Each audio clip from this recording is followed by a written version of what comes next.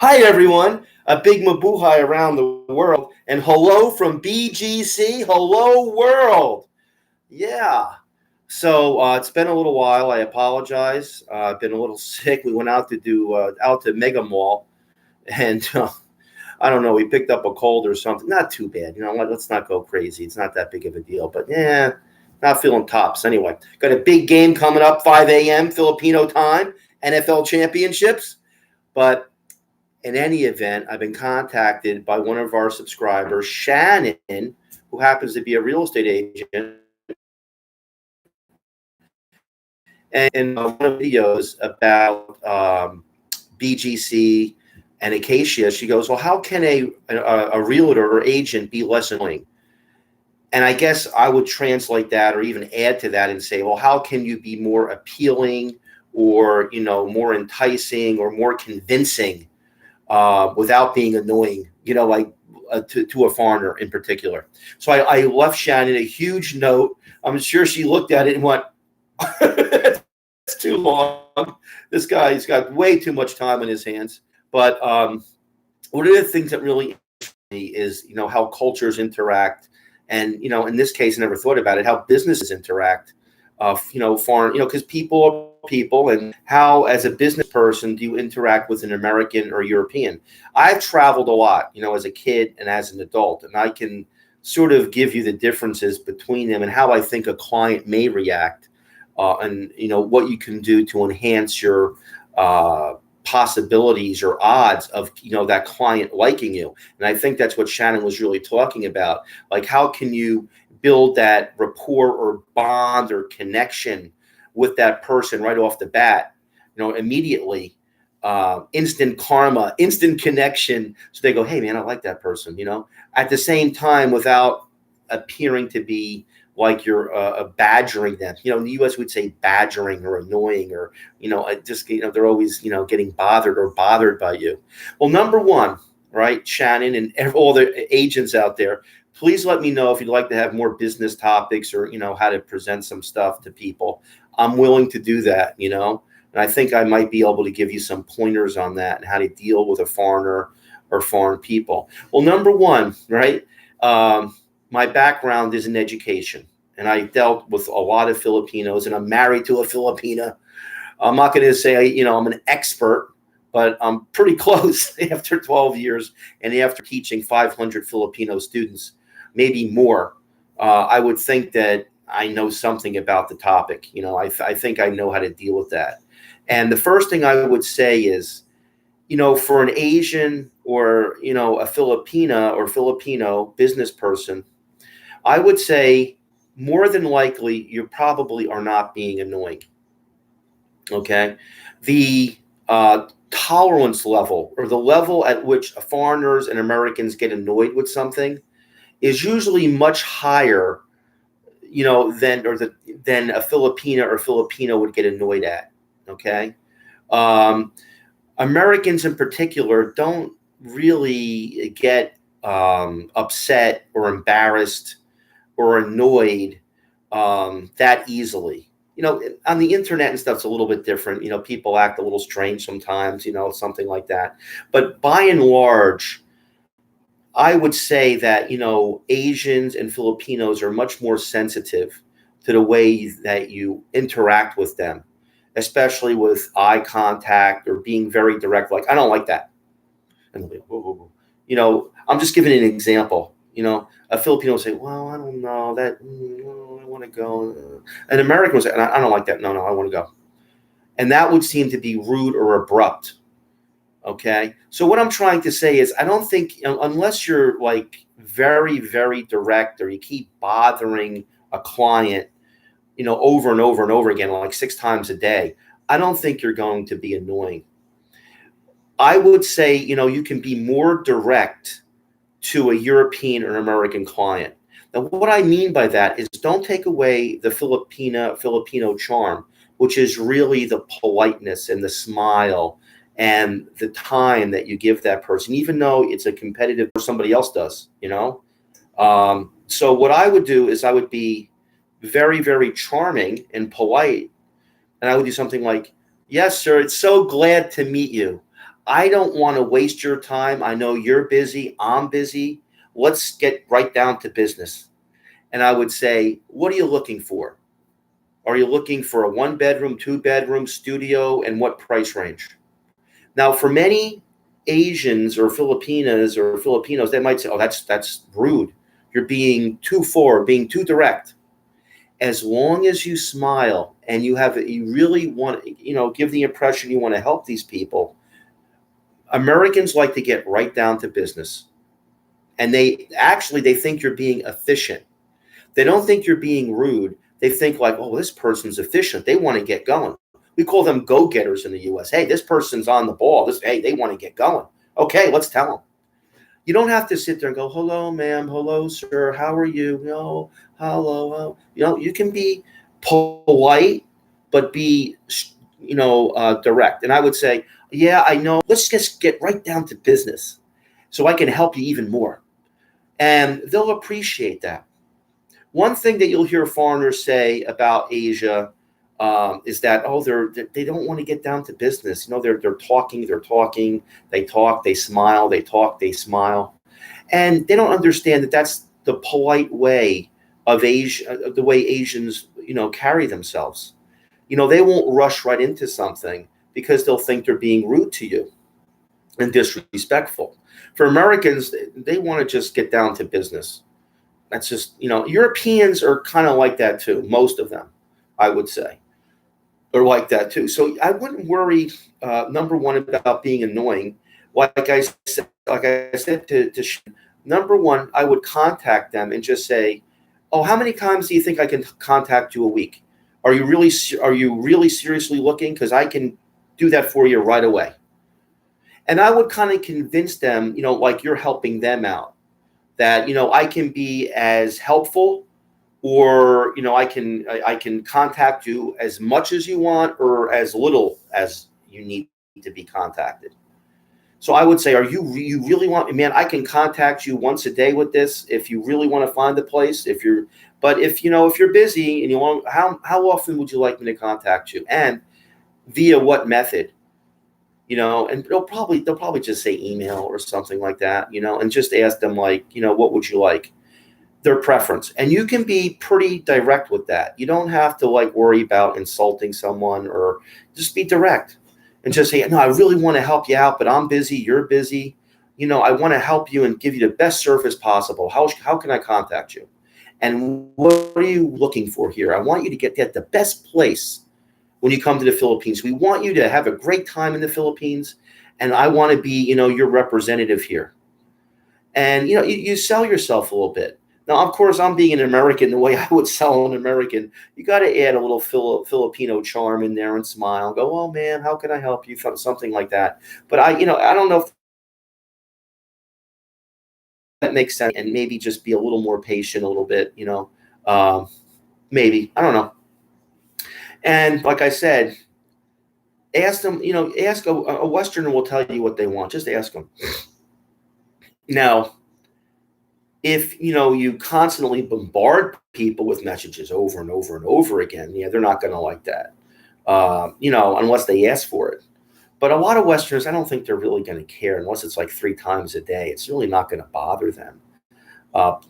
It's just the way that we're brought up and the way we deal with things like that. We don't really think it's rude or annoying. We just kind of just get rid of it. It doesn't really bother us that much.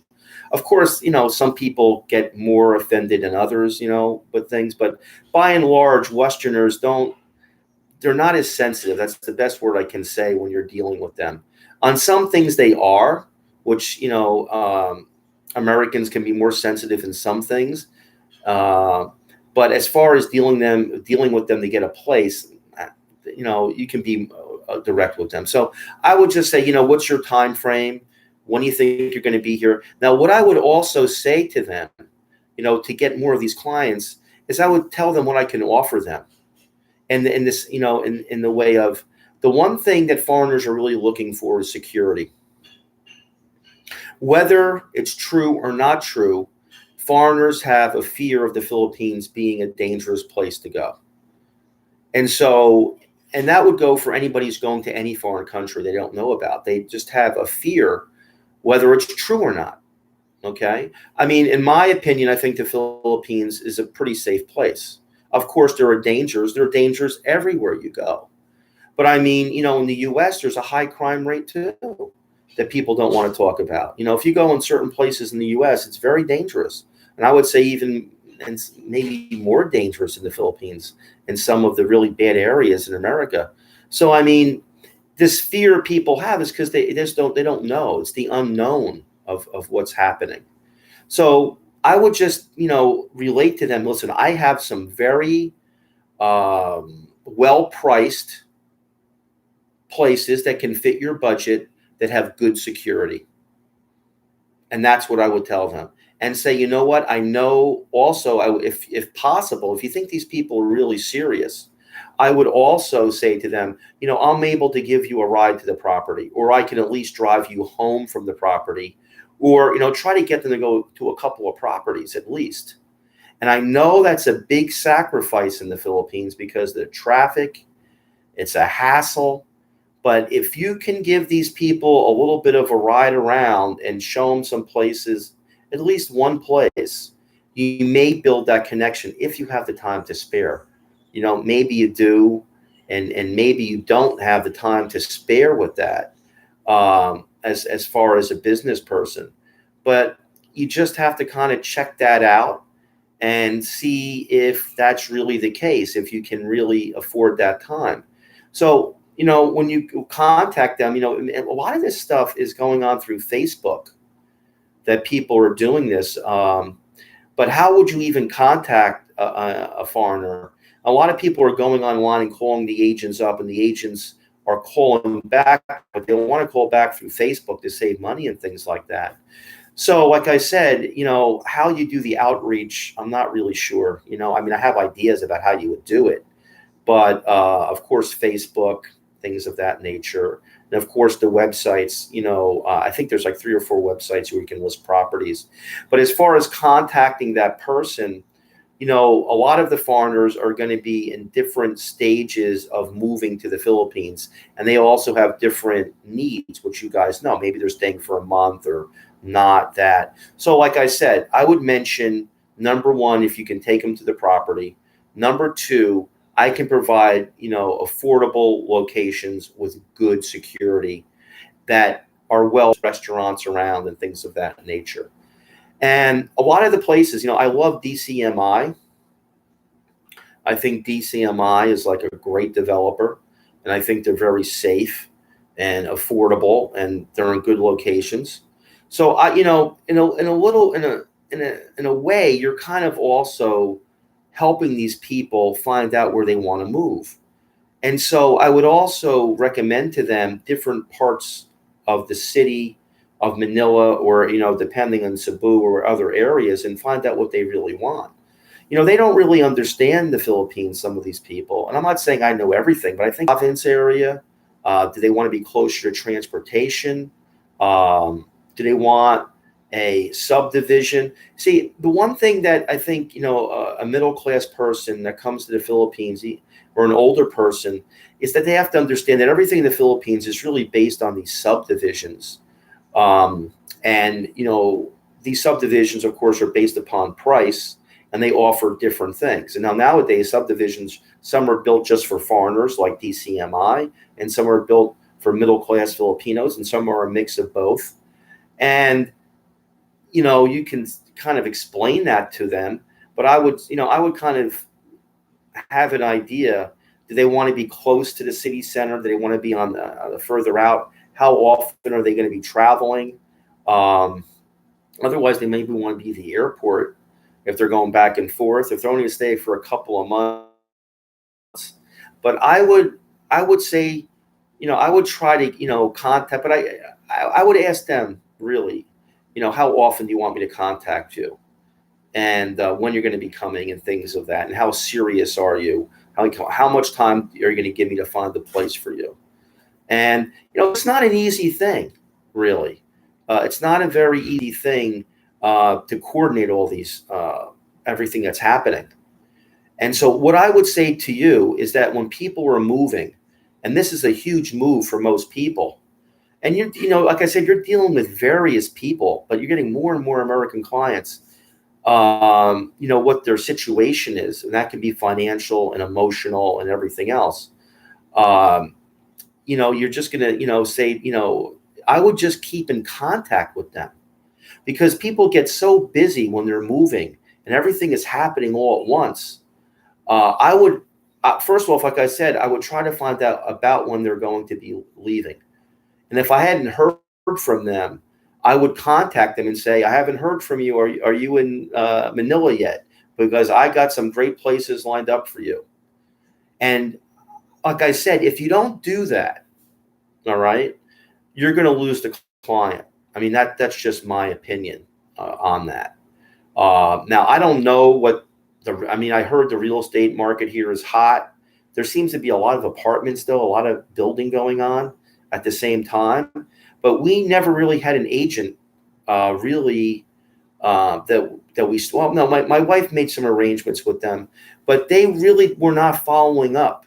Uh, and so what I would do if I were an agent, I would, I don't know how you would do it, but I would kind of rank my client based upon how much money they have and how serious they are, and I would just give them a star rating, like money wise 3 to 4, uh, seriousness 3 to 4. When are they coming? And I would just keep tabs on when I contacted them, and I'd make sure if I really think they're coming to the Philippines, I would definitely make sure I would contact them the week before or the week they arrive, and just say, I'm ready for you. I got these places for you. You know, that's what I would do, because my wife had to keep. I mean, there were a few that contacted her back on Facebook, but a lot of them didn't. Now, the reason that we went to Acacia is that it was on the weekend, and the real estate agent didn't want to show up, and the one lady did. And I said we were gonna go for a wholly different condo on the floor below, because I wanted a lower floor. And I said to her, okay, well, she can show me the place. And she goes, I'll pick them up. And she drove down and we made the deal right away. So, I mean, that's kind of common sense. If you're willing to spend the time, you're going to get more clients. And the other realtor didn't want to go out on a Sunday. Now, I don't know if she has lots of clients. I have no clue. But, the key is, you got to be there to make the deal. And she wasn't there to make the deal. And the other agent was. And she was, that's just the way it works out. Now, the agent we have, she was very charming, very polite, very efficient. She got she knows how to seal a deal. We call that sealing the deal. She got the contract that night and got everything set up, and everything to sign, I would say the other thing I would tell the foreign client is about payment. And if they're going to accept foreign currency or foreign checks, or if something can be worked out. Because, the Filipino banking system is not the easiest to deal with. And it's very difficult to get a bank account, that kind of thing. And so I would let the foreigner know, what the payment arrangements can be. Because, as you can only bring so much money with you. So, in the Philippines, it was something like 2 down payments, like 2 months, and then you had to pay the third month, which really isn't, that big of a deal for most Americans, because they're used to putting down like $4,000 to get a place, because they have to put down a month and then a month deposit, because it's more expensive than the U.S. It's $3,000 to $4,000. In the Philippines, we had to put down $1,200 and then pay the rent, so it's like $2,000. But for most Filipinos, or even some Americans that are coming over, that could be a problem. People are paying about $1,000 to come, and that means they would have to have an additional, if they get depending, 2 months deposit in that. That's a lot of money for a traveler to come over with. So I don't know. That's something you have to deal with the client. I don't know if it's a corporate-owned condo or not, but I don't know the flexibility on that. You agents do. So you kind of have to figure that one out on your own. But if you are very firm on having 2 months deposit and a third month, I I would make that clear. Now, a lot of places also like you to line up at least, everything else with check too. But a lot of foreigners are not going to have, domestic checks. So I mean, I'm kind of still figuring that one out, you know, because unless you have a work permit in the Philippines, you can't get a bank account, as far as I know. It's difficult. Now, my wife is going to go get a bank account, but I also heard it's hard to get checking account with some banks too, even if you're a Filipino. So these are things that have to be worked out. Now, can you wire the money in? That would be another option. So I'd like, if any, in the comment section below, the agents, when they dealt with this before, they can put it in the comment section below. And Shannon, if you dealt with it, let me know. I'd like to know how, people are handling the payments. Um, you know, it can be difficult. Or do you accept the foreign check up front and wait for it to clear? I'm not really sure. Otherwise, you have to get a dollar to peso account and then withdraw the pesos to pay it, or have a check. And I think you have to have the dollar peso account and a regular peso account, something like that. And I think BGO is probably the best with that. I'm not really sure. I'm still figuring all that out. So that would be something that would be very important to tell the foreign client as well. How you handle the currency, handle the payments, because it could be a problem. You know, Especially when you get to the Philippines. Is it easier to wire the money before from your home country before you get here, or can you guys just take a check? I'm not a foreign check. I'm not really all that sure about it. So in any event, I would just bring all those to the forefront. I would really offer my services and say I can help you out. I would ask them when you can get in contact with them. I would rank the client, your ranking on how serious they are and if they have the money for it, and then when they're going to arrive. And I would try to shoot out an email or something if you haven't heard back from them, saying, I have this great place, let me know. Because just by, people, like I said, are kind of going a little crazy when they're traveling. If they get something on Facebook or they get something in their email when they're on the plane and they're ready to land, you're going to be the go-to person for them. They're going to have 2 days of jet lag. They're going to wake up and say, I just want to get this place settled. And then you'll just take them there and they'll be like, if they can afford it, they'll just probably be like, yeah, okay, let's do it. So it's being in the right place at the right time, but you're not going to be in the right place at the right time if you do not set yourself up for it. And so, Shannon had a good suggestion how not to be annoying. Well, I don't think you're annoying if you're just upfront. And like I said, ask them what they want and give them what they want and be cheerful and polite. You will really endear yourself and make people like you, because in the US, a lot of people are not very polite anymore. So if you're friendly and you smile and, you don't really let people get you upset too much, the American client will really like you. But I would also, like I said, add into that, be just a little more direct than you would be with an Asian client. I would just say, both of us are, I'm trying to help you, and I can help you better if we can just, get right down to business and just tell me what you want. And they will appreciate that. They will not be offended by that. So like I said, you don't really have to worry too much about offending an American client that much. They're usually, thick-skinned, not thin-skinned, and you can be a little more direct with them, and they appreciate that. Doesn't mean that you don't smile or not be polite, but you just tend to move a little quicker and a little more direct. And also remember, and this is very true, Americans prefer if you look them straight in the eye. That's how we're brought up. I know a lot of Asians, you're not supposed to stare for a long period of time. That doesn't mean like an American, if you look at them, they know they're like, hey, but when you're talking to them, they prefer for you to like look them straight in the face, especially when you're doing business. It's considered like you're serious and you're efficient and you're being honest. In the Asian world, if you're looking someone straight in the face like this, it can be interpreted as being rude, aggressive, you want to fight, things of that nature. In America, it's not, it's further from the truth. It's the opposite. So I'd also do more direct eye contact with an American or foreign client. Europe is the same way. Australia is the same way. I would look them more in the face and in the eye I wouldn't worry about upsetting them by looking them straight in the face is what I'm trying to say. So that is the kind of thing, tips, and mannerisms that will endear yourself to a foreign client. And of course, we're just scratching the surface here.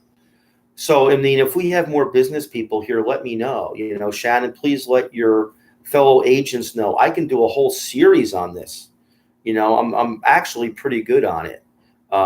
This cross-cultural business kind of and rapport kind of thing, because I've dealt with it a lot. Just in my personal relationships and my professional relationships, I know how it goes, and I think I could be a real asset, on YouTube for you guys, kind of pointing things out or kind of things you guys don't get with American or foreign clients.